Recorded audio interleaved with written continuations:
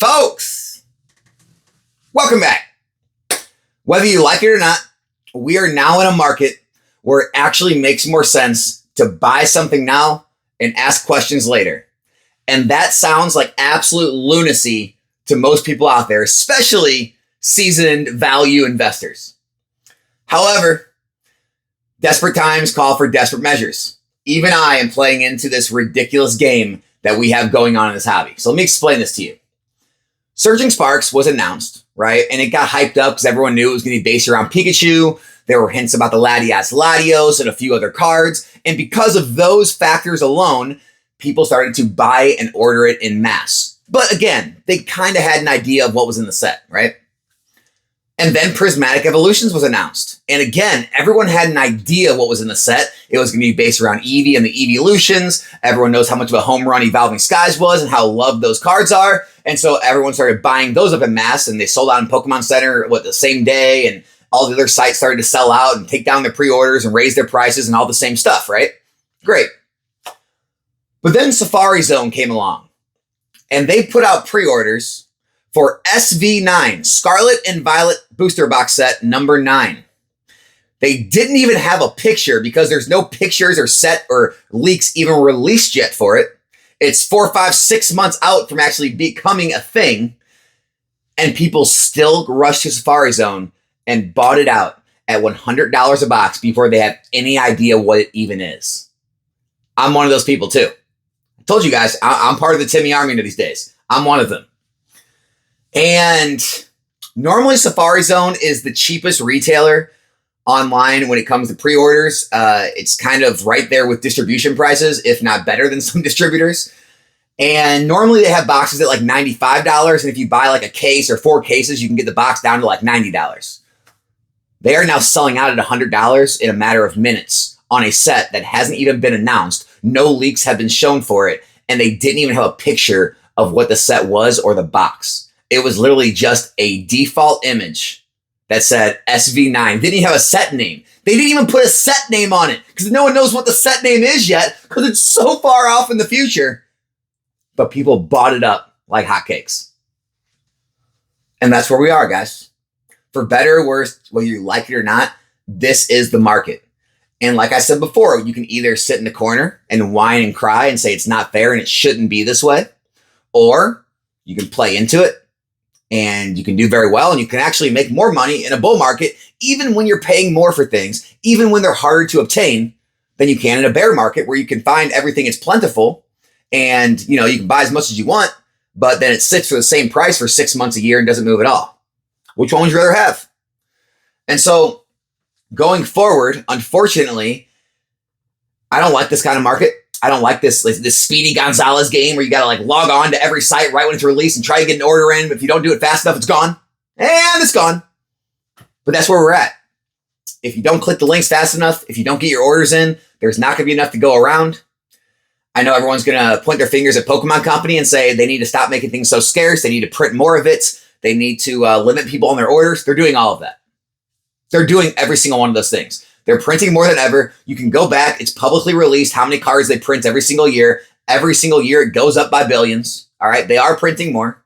Okay. They are limiting it. They tried limiting the Prismatic Evolutions or Prismatic Evolution ETBs to 2 on Pokemon Center, which I don't think they've ever done before. I've been in the hobby a long time. I don't remember 100%, so I'm not going to say I do and put out any misinformation.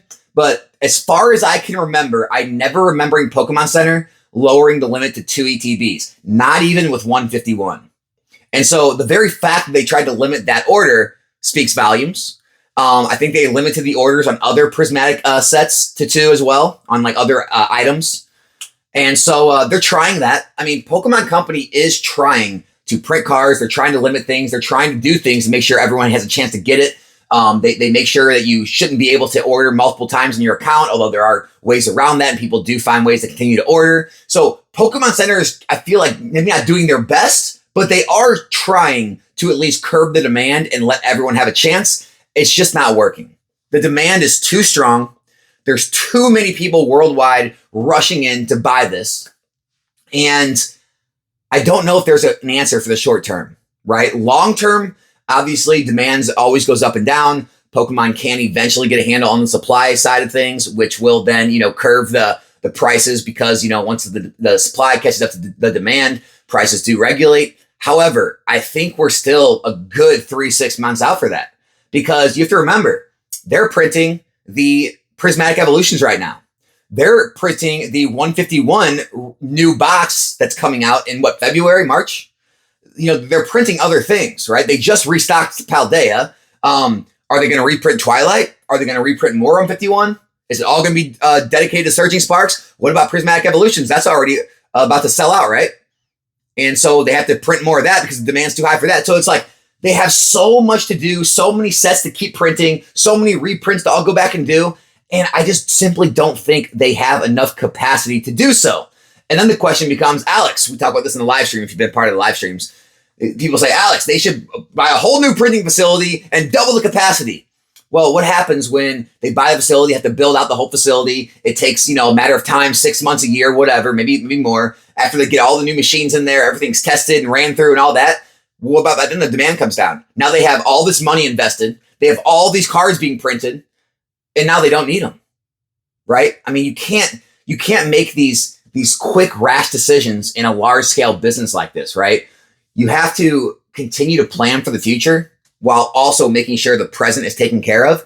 And I don't think there's ever a way to do that perfectly, right? In a down market, there's never a way to make sure the supply is perfect to keep the prices at somewhat of a stable height to give, value to the people that want to collect and invest in it. And when the market's like this, it's hard to actually get enough supply and enough checks and balances in place to make sure everyone gets a product at the original retail price because there's just too much demand and everything's going up. And so where do we go from here? Well, obviously don't get caught in the FOMO. If you're watching my channel, don't do it.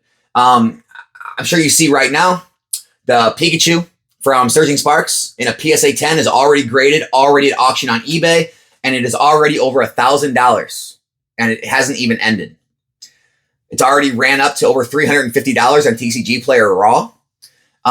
Tomorrow, Friday, is going to be when all the regular sellers are able to list on TCG Player. Up until now, it's only physical hobby shops or anyone that's approved by TCG Player as a hobby shop to actually list pre-orders. And so tomorrow, Friday, and then over the weekend, we're really going to see how much supply is going to hit the market once all the regular people are able to list it. Going forward from there, we'll see a lot more of these packs opened, a lot more of the cards pulled, and a lot more of the people that pull the cards wanting to sell them. So the supply will ramp up. The question is, how fast will that supply be eaten up? And once we have that ramp up of supply, if it does get just absolutely hammered back down and it gets completely scarce again, you could see some wacky things happen, guys. I mean, look, Pikachu going to $400 or $500, it's not out of the question, right? Some of these other SIRs going to $200-$300, it's not out of the question. I'll tell you why. They're extremely hard to pull. I've opened over 1,000 packs of Surging Sparks already. I believe I've pulled maybe 10 to 12 SIRs. I think it's somewhere around 1 out of every 80 to 100 packs is what it's looking like. So we're looking like some of the hardest hit rates in the entire era, okay? We're looking at a larger set. It's not the largest set in terms of SIRs, but a larger set in terms of a lot of SIRs, meaning it's very difficult to hit the specific SIR you want. I don't even know how they're going to calculate it. Usually TCG Player puts out the numbers. Once they do, I'll definitely go ahead and look at them and relay that information to you guys if you haven't seen it. But I'm sure it's going to be up there with, some of the top alt art hits in terms of how hard it is to hit and the pull rates. And so that is definitely going to factor in, guys. I mean, when you have an extremely hard card to hit, the most popular Pokemon in Pokemon, other than maybe Charizard, which is Pikachu, you have the set going to the moon, so the packs and the boxes are so expensive. I don't think there's any way the cards aren't going to do well, at least in the short term.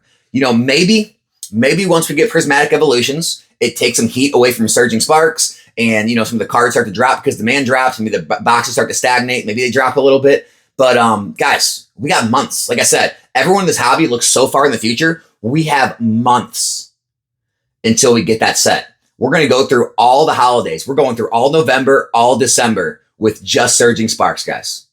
It is going to get decimated in terms of pack openings. It is going to get absolutely collected to the peaks during this time, especially when people have them, not really have the most money to spend, but they usually do spend the most money around this time, whether they have it or not. And so I don't see things getting any better. I don't want to be the guy to cause FOMO. I don't want to be the guy to be irrational or cause panic. I just look at all the factors and say, I don't see this getting better.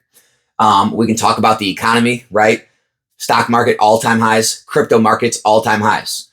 A lot of that money does kind of swish back and forth, right? There are people that take profits in those markets, put them into other assets like collectibles being one of them, which draws more money in than already before. When more money comes in, obviously, creates a price rise.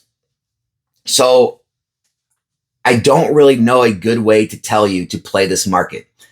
Unfortunately, it's going to be a speed game. It's going to be getting in the orders early at the lowest prices you can. And as long as the market continues to do what it does, you're probably going to see massive returns right at release. Everyone that has distribution, everyone that got pre-orders early at 95, 100, 105 a box, you're all seeing 50% plus returns at release that you're able to realize immediately. I mean, guys, do the math, right? Let's say you bought one case, just one case of Surging Sparks at pre-release for $550 or $600, okay? It's already going for 900 plus. You can literally realize 50% returns. You can realize an over $300 gain just by jumping on and pre-ordering something. And a lot of the stores that pre-order don't even charge your credit card until the product actually gets shipped to you. So you're not even locking up any money on a lot of times. Sometimes you are. You're getting the product. You're realizing a 50% return, hundreds of dollars in your pocket just because you made the play. And as long as that continues to work, as long as people continue to get rewarded for blindly throwing money at new sets like SV9, people are going to keep doing it. I've said it before, it's going to take a market where people actually take losses and they see loss for the first time and they feel that pain for things to slow down. There's only two things. It's going to be that or huge amounts of supply. With the absence of supply or people actually seeing a loss, this won't slow down. It can't. Why would it? Why would it slow down? Why would NFTs slow down when they were going to the moon, right? Everyone was making money. Every time you sold it, it was more expensive than the person you bought it for. Why would that ever slow down until people start experiencing loss, the market starts dropping, people start to panic? That will happen, by the way. I'm not saying it's going to crash. I'm not saying people are going to panic, but there will come a time where people start seeing losses and selling pressure will start to ramp up and prices will drop until it reaches a new equilibrium, a new higher low where people are willing to buy again. That will happen in some distant future. And what I mean by distant future, I mean 6 months, a year plus, right? We're far off from that happening. We're right in the thick of it. We are in the nucleus of the bull run right now. And things are just too good. Things are too strong. There's too much money sloshing around. Too many people have too much unrealized gains right now where they can actually take some profits off the table and buy the new stuff. And so maybe you start seeing other parts of the market, go stagnant or dip a little bit because people are taking profits and then throwing it into Scarlet and Violet. But Scarlet Violet era is going to continue to go to the moon for the time being. Sword and Shield era is going to continue to rise for the time being, in my opinion. If anything, Sun and Moon and XY era may finally start to go stagnant. They've had a massive run. I do know people that are starting to take profits. I do foresee a lot of profits being taken in XY Sun and Moon. Not saying it's right or not. I'm not saying XY Sun and Moon won't continue to run because it's so freaking scarce. You can't even find half the boxes on the market these days. But I do know people taking profits there. And what are they doing with those profits? They're not taking them off the table. They're not throwing them in the stock market or crypto. They're not going and spending it. They are throwing it in Sword and Shield and Scarlet and Violet. And when that happens, you're going to continue to have the supply eaten up and it go to the moon. And if no reprints come, well, it's going to keep running. Sword and Shield, all the reprints are over basically. So those have nowhere to go but up. There's no supply coming. I don't know, guys. Maybe I'm crazy. Maybe I'm a dreamer. Maybe I'm just out of touch, out of whack. I don't know. But every factor I see screams this market is going to continue to go to the moon. Get ahead of it if you can. If you see a deal, it might make sense to snap by it because I wouldn't go shop around or ask around if it's a deal in something. If you know it's a deal, if you know the price points of these items and you see a brand new set come up at $90, $95, $100 somehow, do what I did if I were you. I snap bought it. Will I be wrong? Maybe. But the odds of being wrong in this market are so fewer than being right at this point that to me, the risk analysis makes sense to me to just click the button and see what happens in the next 3, 6, 9 months. Hope the video helps. Subscribe if you're not. Be back here to a new one soon. I'm out.